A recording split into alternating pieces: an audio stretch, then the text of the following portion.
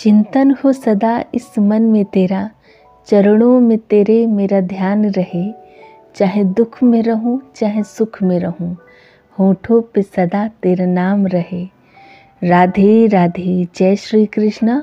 आप सभी का बहुत बहुत स्वागत है आपके अपने लड्डू गोपाल कृष्णा चैनल में।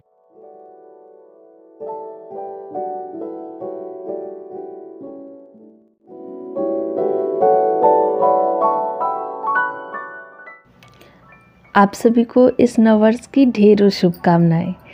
अपने सनातन धर्म में तो नववर्ष हिंदू नववर्ष मकर संक्रांति से मनाया जाता है। तो मैं आप सभी से ये उम्मीद करूंगी, जिस प्रकार इतनी खुशी के साथ आप सब ने ये नववर्ष मनाया, उसी हर्षोल्लास के साथ अपना हिंदू नववर्ष ज़रूर मनाएं। तो आइए, माधव जी के पास पुष्प अर्पित कर दिए हैं मैंने। अब आप सभी को उनका स्नान श्रृंगार दिखाऊंगी और छोटी सी चर्चा पर बहुत ही महत्वपूर्ण बात। आइए माधव जी।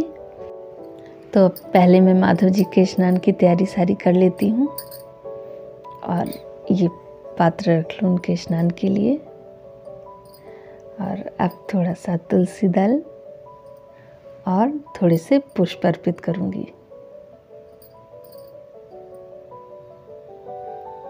तो अब मेरे माधव जी विराजमान हो जाएंगे।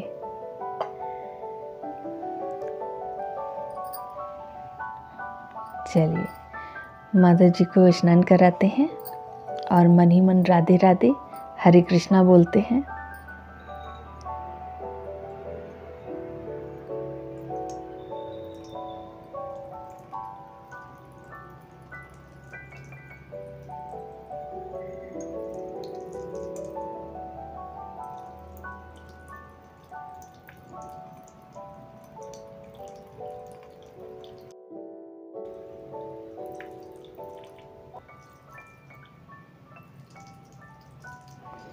तो माता जी का स्नान हो गया है और अब मैं इनके थोड़े से कपड़े चेंज कर दूंगी और उसके बाद आप सभी के पास आती हूँ।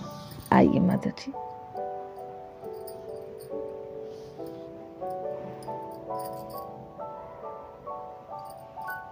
ये इनका आसन, सर्दियाँ हैं तो थोड़ा सा आसन पे बिठाना, गर्म आसन होता है तो सही रहता है।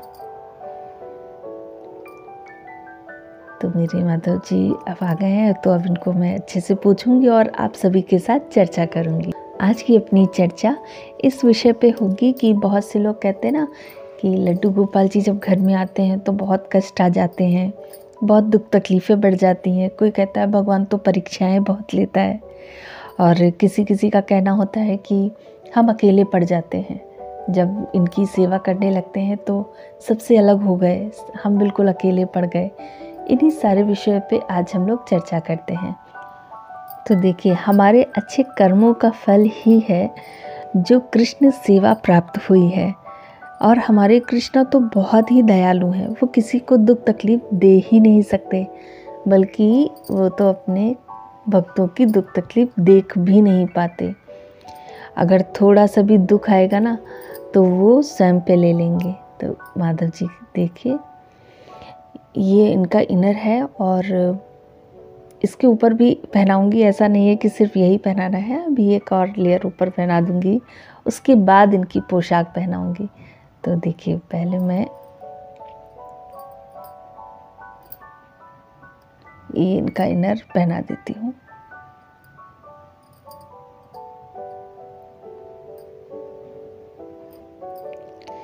पहले नीचे वाले हाथ में ही हमेशा पहनाएं, और इसमें वेलक्रो लगी है तो पीछे से टक कर देती हूँ। कोई भी पोशाक पहनाए तो हमेशा ध्यान रखें कि उसे नीचे वाले हाथ से ही पहनाएं। जैसे ये पोशाक पूरी बंद है तो इसको मैं पहले नीचे वाले हाथ में डालूंगी। बहुत से लोग पूछते हैं ना कि दीदी कैसे पहना है, वो नहीं हो पाता मुझसे, तो वही बता देती हूँ। पहले नीचे वाले हाथ में डालेंगे और उसके बाद इनके सर से पहना के और दूसरे हाथ में इनके पहना देंगे।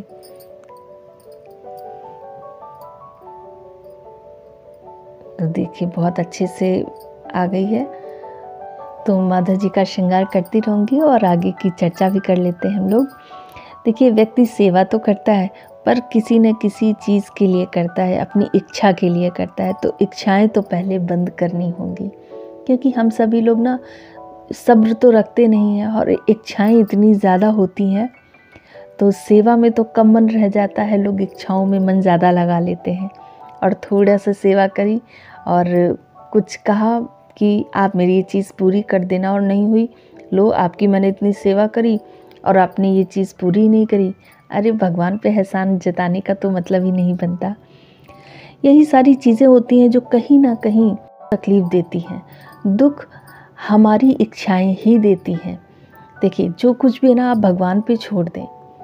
कोई भी कार्य कर रहे हैं आप इन्हीं पे छोड़ दें कि अच्छा हो बुरा हो जैसा भी है सब आपका है, क्योंकि आपने शुरू कराया तो आप ही से पूर्ण भी करेंगे। तो बस इस तरह से आप सब कुछ प्रभु पे छोड़ दें और उसके बाद अपने सारे कार्य करते रहें, क्योंकि जीवन में जो हम लोगों के जो भी परेशानियां आती हैं वो हमारे अपने कर्म ही होते हैं। भगवान हमें कुछ नहीं देता, तकलीफ़ कोई परेशानी नहीं देता, वो तो हमारे अपने कर्म होते हैं। तो माधव जी का भी अब हार बन गया है, कमरबंद बन चुकी है। तो बस ऐसे ही चर्चा करते करते उनका पूरा श्रृंगार पूर्ण हो जाएगा। और ना बहुत से लोगों का ये भी मानना होता है कि लड्डू गोपाल जी की सेवा करते हैं तो अकेले पड़ जाते हैं, सभी से अलग हो जाते हैं, छूट जाते हैं। तो अकेले हम हो ही नहीं सकते। अगर हम अपने कान्हा की सेवा करते हैं तो अकेले पड़ने का तो कोई सवाल ही नहीं उठता। देखिए, जैसे पांडव अकेले नहीं थे, कृष्ण उनके साथ थे, उसी प्रकार गोपाल जी हमें अपने आसपास की बुराइयों से दूर करते हैं, फिर हमें अपनाते हैं। जैसे आप इस बात से समझें कि एक बालक है, मिट्टी में गंदा होकर अपनी माँ के पास आए, और तो माँ क्या करेगी, पहले अपने बालक को अच्छे से साफ करेगी, उसे नहलाएगी, उसके बाद में ही तो गोद में लेगी, ऐसे गंदे में तो गोद में नहीं बिठाती।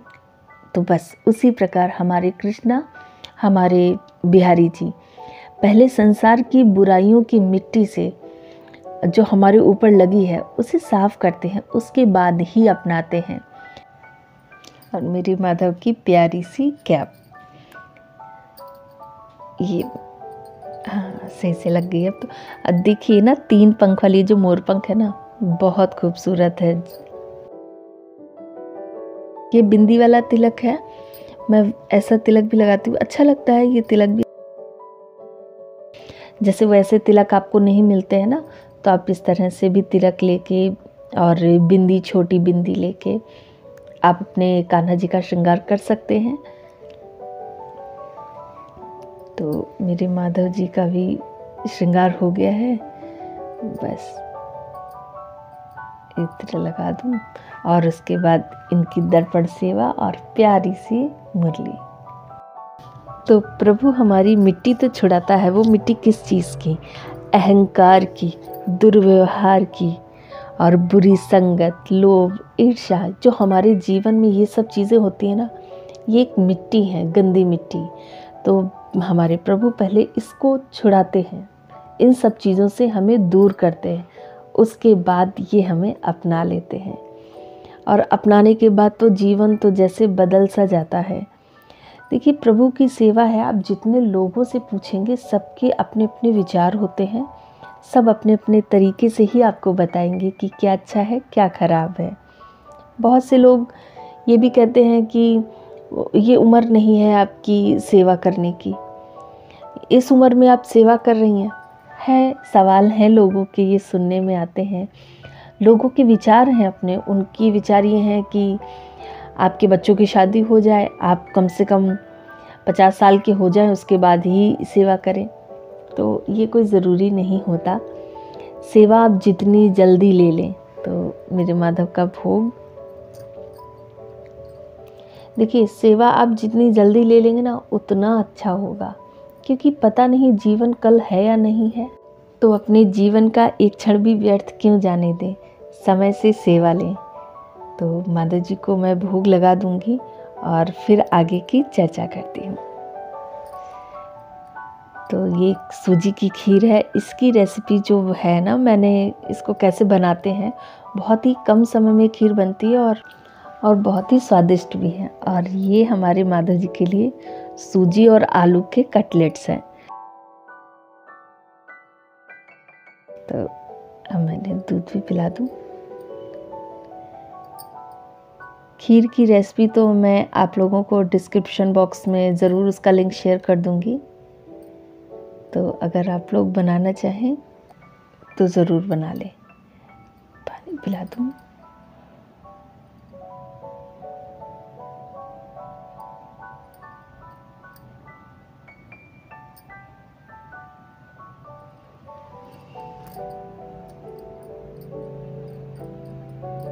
बस ऐसे ही एक हैंकी रख लेती हूँ, या कभी टॉवेल है या कुछ भी, खाने के बाद मुंह पोंछ देना होता है क्योंकि इनके होठों में फिर लगा रह जाएगा। और अब ये इलायची, बस प्यारे से माधव जी को राधे नाम लेते हुए भोग लगाना अच्छा लगता है। और बस ये भोग थोड़ी देर यहीं रहेगा माधव जी के पास, वो भोग लगा लेंगे। उसके बाद ये अपने सिंहासन पे विराजमान होंगे।